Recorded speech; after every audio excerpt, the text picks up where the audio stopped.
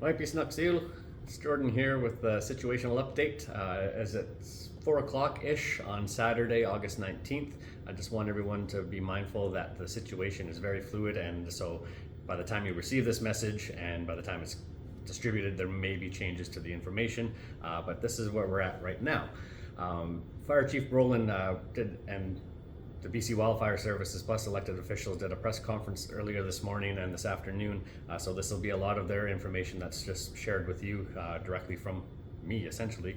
But I also want to mention that all of Chief and Councillor are supportive of this messaging. They want to be here, but of course the situation is so dynamic that just it's difficult to coordinate schedules. So I've just been appointed the spokesperson for this for the time being, and I also apologize for my appearance. I didn't pack properly when I was evacuated. But anyways, more importantly, the situation as it lies, Fire Chief Brolin acknowledged that there's a lot of victories to just acknowledge over the fight last night. It was not nearly as intense as the night before. The winds have died down a bit, and overnight it was an opportunity to kind of get a little bit of a handle on the situation. That being said, the fire on the west side here, the McDougall Creek fire, is expansive. It covers so much area right here on IR10 all the way over to the Smith Creek area and beyond. So as much as there's, they acknowledge a victory, there's fight is still ongoing, the state is still fluid, and we have to be mindful and vigilant as we move forward. It's a very complex firefighting situation. Unprecedented is the words that were shared today. And the firefighting battle continues. There's a bit of a reprieve today. So far, the winds have been as friendly as can be, so they're getting a better handle on it, but you will notice that the smoke has gotten very heavy. So as you go about your business today, just be mindful of just the deteriorating weather quality air quality that we have at this time. I also want to acknowledge that we really want to stress that the best source of information is the Court Emergency website. However, Fire Chief Brolin and we all acknowledge that it's very difficult to follow at times. Information isn't always updated as quickly as the situation is changing. So as much as it still is your best source of information, please be patient with it. But it's also been identified that the map that's available through the Court Emergency website is your most up-to-date source of information as far as evacuation zones, whether that's evacuation alerts or evacuation orders. So please continue to use the Court Emergency website as your source of information, and that's where you'll get the most up-to-date. And hopefully as the day goes on into the evening and hopefully into tomorrow, the information will be updated a little more frequently and not change as quickly. We'll see how it goes. Like I said, everything is still up in the air in regards to depending on the wind and the weather as we go forward. That being said, we also want to encourage all members who have been evacuated to register online through the Court Emergency website to make sure that everyone's aware that you have been evacuated, that you have evacuated, and it has a number of information to let just everyone, emergency services know that you're no longer in your home, so they're not trying to go rescue you if you're not there. So if you have been on evacuation order, please register immediately, and there'll be services that'll be provided, and we'll talk about that in a minute. Those who are on evacuation alert, you can pre-register online to make sure that you're on the list and on the queue, and we encourage you to do that. But also, an evacuation alert does not mean you have to leave the area at that time. However, you are expected to leave at a moment's notice should an evacuation order be issued. So an evacuation alert is your note to say, get your most prized possessions, your most priority possessions in your vehicle ready to leave at a moment's notice should evacuation order be issued. I also want to stress that a lot of the work being done last night especially was as precautionary as can be. So the expansion of the alert zone and then the rescindment of that alert zone was just due to just extreme protection for our communities. So again, just please be patient and mindful that situations are changing as we speak, but the emergency services team are doing as best they can to provide updated information on a regular basis. And I want to assure everyone that our staff, both on the ground here, the utilities team there's 12 that have the certified training. They've been separated into two teams of 6 that are doing 12-hour shifts. Last night they did some heroic work to protect our pump house on IR10 and worked with the emergency services team, the frontline workers, the firefighters, to protect our neighborhoods in and around the Limley Drive area, up into Sukanchute.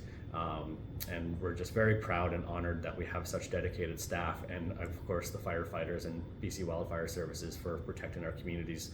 That's one of those major victories that we have to acknowledge, and we lift our hands to everyone that helped secure our spaces down below on this reserve on IR10. We still don't know the number of houses that have been lost. That work won't be undertaken until after we get some control on this fire, and by we, I mean the emergency services and the firefighters. It's something that people want to be reassured of.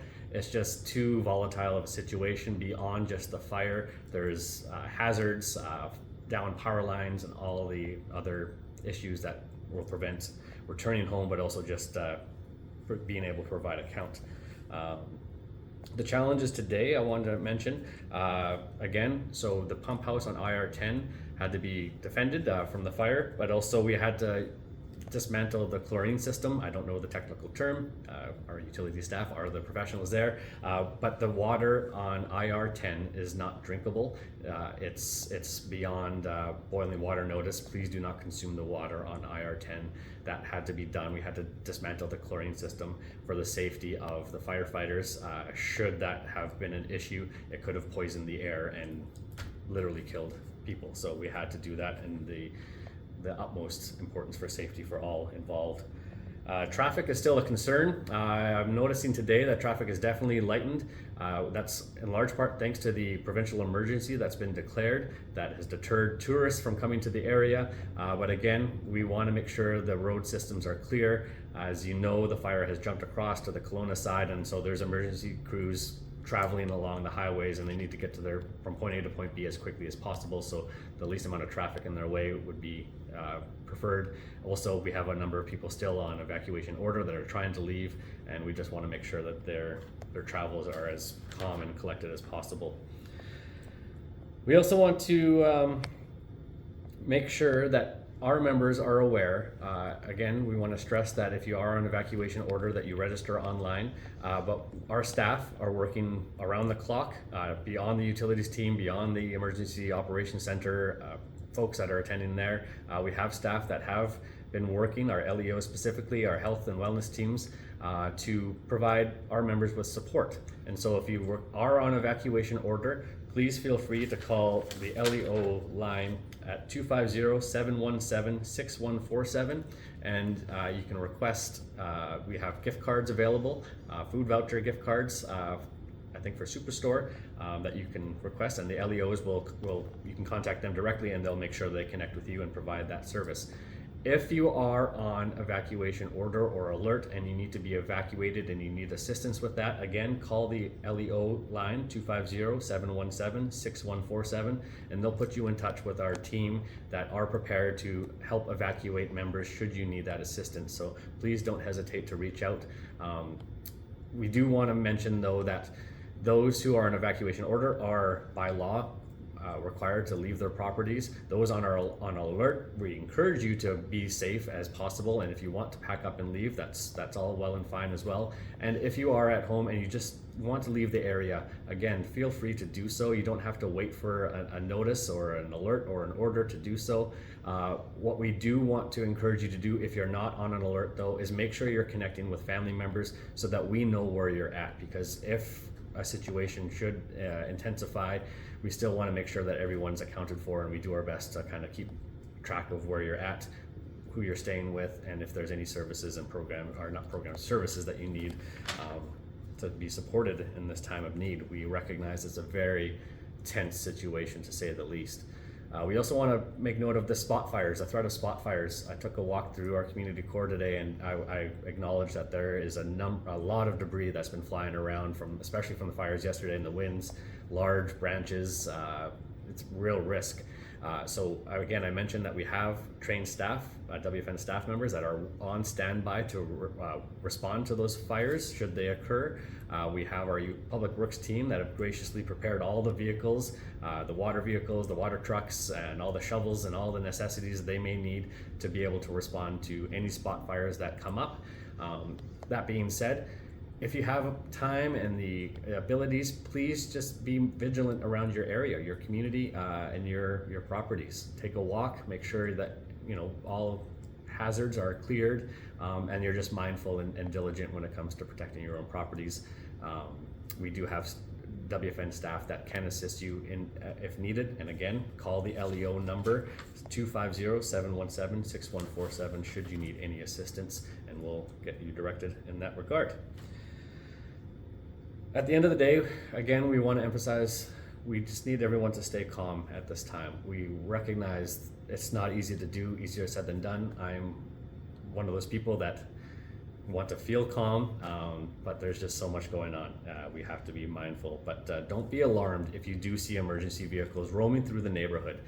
We have folks, fire trucks within the evacuation zone doing roaming patrols, putting out spot fires, but we also have emergency services vehicles roaming just general neighborhoods. So if you do see a fire truck in your neighborhood, please know that they're just there mostly for precautionary measures to identify any potential spot fires, and they'll put them out accordingly. So don't be alarmed, just be welcoming as we have been throughout all of this. The last thing I want to mention before we sign off for today is just gratitude for everybody working together, our community members who have opened their doors to those who are evacuated, the staff that are working around the clock, just everyone for pulling together through this. With that, we want to acknowledge that our gymnasium, we have offered it to serve whatever the emergency services may need. We intended it to be an evacuation zone. We anticipated that it would have been open last night, but due to the volatile situation, it was just, we didn't want to have folks evacuate to our gymnasium with the potential that we may have had to evacuate IR9 as well. So out of that precaution, it wasn't used last night. However, today we anticipate it'll be opened up. That being said, it might not be just for evacuees. It could serve as a fire camp for our firefighters, again, as it did in 2003. So just be mindful that there may be folks coming into our community, and we just need to be welcoming and hospitable and make sure that everyone recognizes that we're all working together from the very top levels of the Emergency Operations Center right down to our own community staff here at WFN to make sure that everyone's being looked after as best we can. Please stay safe. Please stay in connection with your families. Please let us know if you are evacuating, if you're not on alert. If you are, please register online through the Court Emergency website. If I've left anything out, I do apologize. We will do our best to continue to provide updates. I think there's a couple of things I need to note for Monday as what you should expect in regards to WFN and the services that we provide. We're anticipating that the daycare area will still be in the evacuation alert, so the daycare will be closed on Monday and most likely throughout the week. But again, as the situation unfolds, we'll address that as it goes. But the safety, we want families to stay connected with one another, so we don't want to put the children in a situation, families in a situation where they're separated from the children in a dangerous area. This also includes our early years programs. There won't be any programs being offered that basically separates families from one another. At a grander level from West Bank First Nation, we will have some staff that are able to attend on site and be in the office, but it's going to be extremely limited. The fire has jumped the lake. We have a number of our members, our staff members who are on evacuation order, some whose homes have been directly threatened. So it's going to be quite limited as we can expect.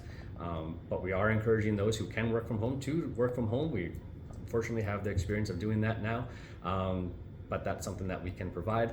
Just be mindful that the services will be limited, but we're doing our best to make sure you're looked after, to make sure your needs are met. And if you have any questions whatsoever, I'm going to say this again and again, please call the LEO line 250-717-6147, and we'll help you out as much as we can.